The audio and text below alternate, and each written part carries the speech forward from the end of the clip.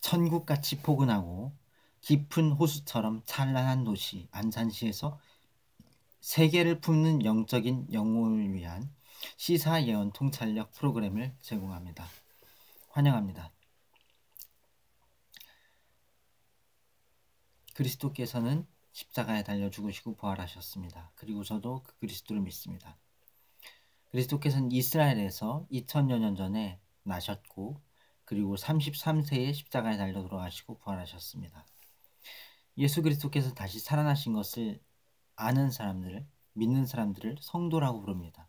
거룩한 길을 가는 사람들, 구별된 무리, 에클레시아, 세상으로부터 부르심을 받아서 빼내심을 입고 구별되어서 모인 무리들, 교회라고 하죠. 우리는 교회 안에서 그리스도를 섬깁니다. 교회 안에는 많은 것들이 필요합니다. 인력, 또 물적 자원, 또 여러 가지 정신적인 재원, 또 수많은 어떠한 영적인 은사들과 능력들, 많은 것들이 필요하죠. 그 것들을 우리는 다 할 수 없고 또 아무것도 안 할 수도 없습니다. 그 누구라 할지라도 교회 안에서 그리스도의 몸 안에서 그리스도의 그 거대한 온 세계의 모든 세대들 가운데에서의 그리스도의 온전한 몸을 세우는 일에 우리는 모두 어떻게든 동참해야 하고 그것들에 기여해야 합니다. 그러나 모든 것을 혼자서 다 세울 수는 없는 일이죠. 그리스도께서 부르신 그 부르심 안에 있다면 우리는 절대적으로 하나님께서 기뻐하시는 뜻을 이룰 수밖에 없습니다. 하나님께서 원하시는 뜻을 행하고 말하고 생각하고 나아가고 계획하고 성취할 수밖에 없는 것이죠. 성도라는 부르심은 이러한 영광스러운 부르심 안에 있는 것인데 이러한 위대한 부르심 안에서 우리가 간과하지 말아야 될 것은 하나님께서 교만을 미워하신다라는 것입니다. 또한 무지함도 우리가 지녀서는 안 될 악이라는 것이죠. 그리고 하나님께서 권위에 순종하는 것을 바라신다는 것입니다. 그리고 무엇보다도 진리에 순종하는 것, 하나님의 말씀인 성경 말씀에 순종하는 것을 너무나도 바라시는 분이시라는 거죠. 우린 성경 말씀을 통해서 수많은 것들을 얻습니다. 성경 말씀은 우리의 영혼의 양식이라고 하죠. 읽는 것 자체만으로 우리 영혼이 더욱 활력이 있게 되고 살아나고 힘이 세집니다. 그리고 성경 말씀을 통해서 지성적으로 우리가 풍족해질 수 있어요. 정신적으로 더 누릴 수 있습니다. 그리고 성경 말씀을 통해서 우리는 하나님을 아는 축복을 누립니다. 하나님이 어떤 분이신지, 하나님 정말 온 세계를 창조하시고 관리하시고 주관하시는데 내게 향하여서 하나님께서 어떠한 분으로 내게 이렇게 인지되는지 그것들을 우리가 생각할 때 우리 삶 가운데 있는 것들을 우리가 경험한 것들 또 우리가 바라보는 것들을 성경 말씀을 통해서 재해석할 때에 우리는 하나님이 이렇게 일하시는 분이시고 하나님이 이렇게 인도하시는 분이시구나, 하나님이 이 사항에 대해서 이러한 의견을 갖고 계시는구나 라는 것을 알 수 있다는 거죠. 나의 의견이 아니라 하나님의 의견이 중요합니다. 우리는 그리스도의 몸의 지체입니다. 머리는 예수님이시죠. 뇌로부터 온몸에 신경을 통하여서 명령이 전달되죠.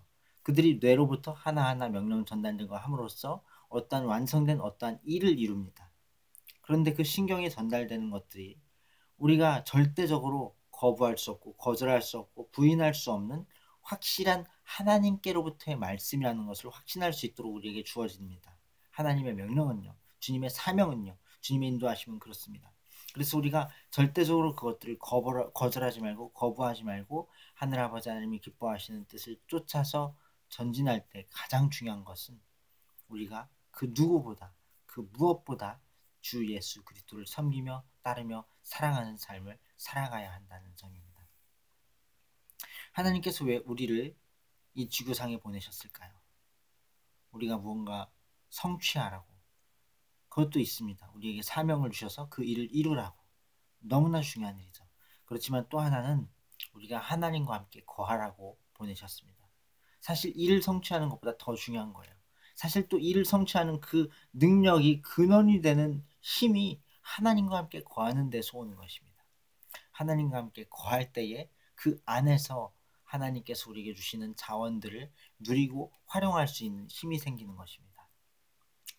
하나님께서 그리고 그 자원을 활용할 수 있는 그러한 능력들은 우리에게 지식을 통하여서 더욱 굳건하게 되도록 이 온 세계를 설계하셨습니다. 우리는 지식 있는 자가 더 힘을 더한다는 잠언의 말씀을 믿습니다. 지식 있는 자는 선한 행실을 하고 선한 생각을 갖고 선한 의도를 갖고 나아가게 되어 있습니다. 유대인들은 전통 가운데에서 공부하는 것은 하나님께 대한 예배다라는 의식을 갖고 있을 정도로 우리가 지식을 습득하는 것은 너무나 고귀하고 거룩한 일입니다. 우리 대한민국의 교육열이 굉장히 높은 것에 대해서 감사하고 있어요. 교육열이 높은 건 너무 좋고 그 교육열이 높은 곳 가운데서 있는 사람들의 고생하며 열심히 공부하는 것, 사실 고생이라기보다 즐거운 거죠. 비전을 향해서, 성취를 향해서, 또 하루하루 매일의 배우는 기쁨, 공부하는 즐거움, 그 안에서 나아가는 것, 너무나도 귀중한 일이고 하나님의 축복받은 일입니다. 하나님께서는 우리가 공부하기를 원하신다고 믿습니다. 평생에요. 우리는 지식을 계속 섭취해야 합니다. 성경 말씀을 계속 읽어야 하냐고요. 그건 당연한 거고요. 그것 외에도 우리는 하나님을 아는 지식을 더욱 가져가야 돼요. 더욱 갖춰가야 됩니다. 자신의 것으로 만들어가야 돼요. 하나님을 아는 지식. 이것은 너무나 중요합니다. 호세아서에 보면 이 백성이 지식이 없음으로 망하는도다라고 했습니다. 제사장들에게 너희가 지식을 버렸으므로 나도 너희를 버려 백성의 제사장이 되지 못하게 하였노라, 이렇게 말씀하고 있어요. 너무나 무서운 말씀이죠. 하나님께서 제사장으로 부르셨다는 건 하나님의 종으로서 그 사명 자체, 제사장으로서의 직임 자체가 그의 삶이고 목적이고 구원인 것인데, 신약에도 보면 그렇잖아요. 네가 삼가 가르치는 일 그리고 복음 전하는 일을 계속해라. 이것을 행함으로 너 자신과 너에게 듣는 자들을 구원하리라 그랬거든요. 그런데 지식을 버린 자는 그러한 구원의 여정에서 박탈시킨다는 것입니다. 지식을 습득하는 건 이처럼 중요한 거예요. 하나님의 사역을 함에 있어서 지식을 계속해서 공급받는 것, 하나님을 아는 지식, 이것이 너무나도 중요한 것이라는 것입니다. 잠시 후에 계속하자.